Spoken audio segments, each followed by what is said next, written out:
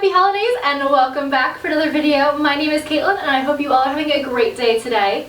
Today we'll be making Rugelach, which is the first video in my 12 Days of Christmas Cookies series. Make sure you subscribe so you don't miss any of the awesome recipes that I have coming up. So, let's get started.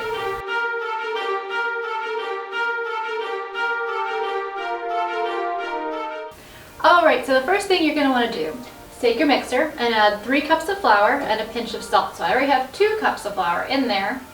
So I'm just going to add 1 more cup of flour and a little pinch of salt. Alright, so the next thing you want to do is add 1.5 cups of butter and turn your mixer on low. Once your butter is mixed a little bit, you can add in an 8-ounce package of cream cheese.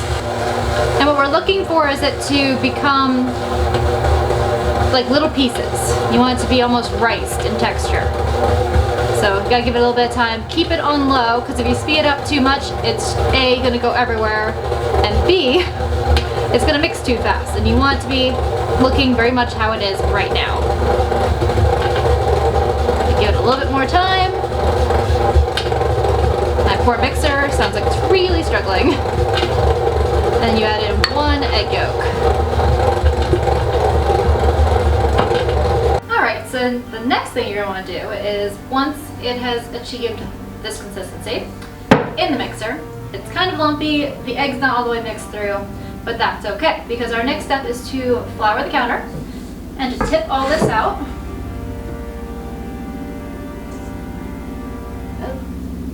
It's really hard to get out of here.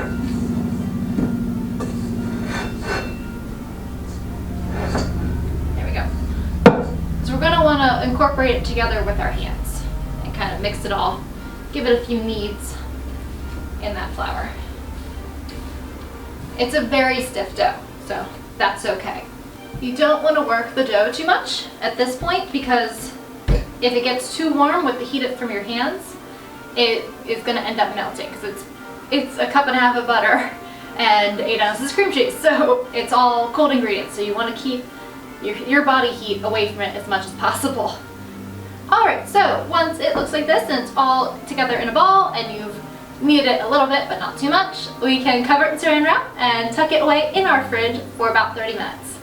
Alright, 30 minutes is up and I have our dough ball out of the fridge, and our oven is preheated to 360 degrees. So our first step is to divide the dough ball, because we're not going to work with all of this at once. It's just a lot of dough to handle. So I'm going to cut it down into like 6ths. I have 1 that I made into a ball here. We're going to put it down into the flour and give it a roll. Now I made it into a ball because we're trying to keep this in a circle, because what we're going to do is roll it out really flat.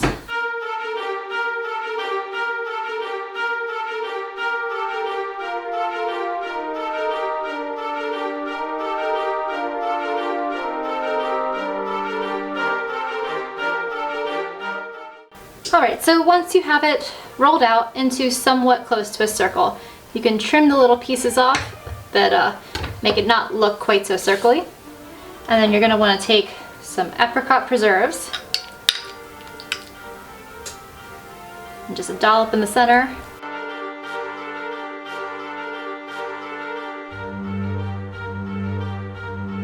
So once you've spread your layer of apricot preserves, don't take it all the way to the edges, because you want to have just a little bit of just that plain cookie, so it helps when you do the roll. It helps you start the roll so your hands don't get all sticky as you're going.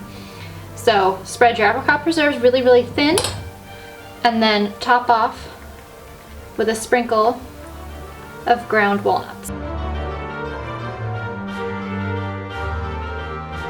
So our next step is super easy. Now we just want to cut it into pie shapes, or pie-shaped pieces, I guess would be the correct phrasing for it. So right down the middle, and then right across, and then divide that in half again. Whoop. It's a good sign that it's slipping, actually, because we do not want it sticking to the table.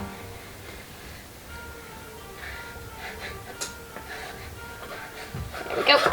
Alright, because I don't like them super skimpy, I'm going to start just with this amount, this size piece, and then you go and you just roll them up roll in, roll in, roll in, and voila.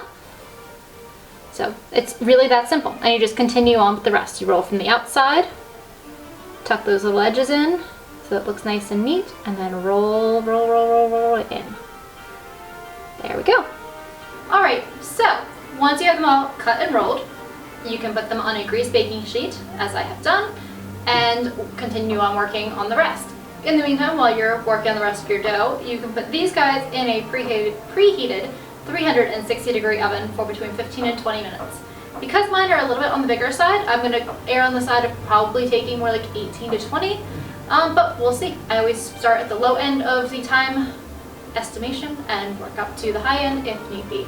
So here they are, they're out of the oven. Thank you for watching, and I hope you enjoyed the video. Remember to like and subscribe if you want to see more, and I will see you all in the next video. Bye!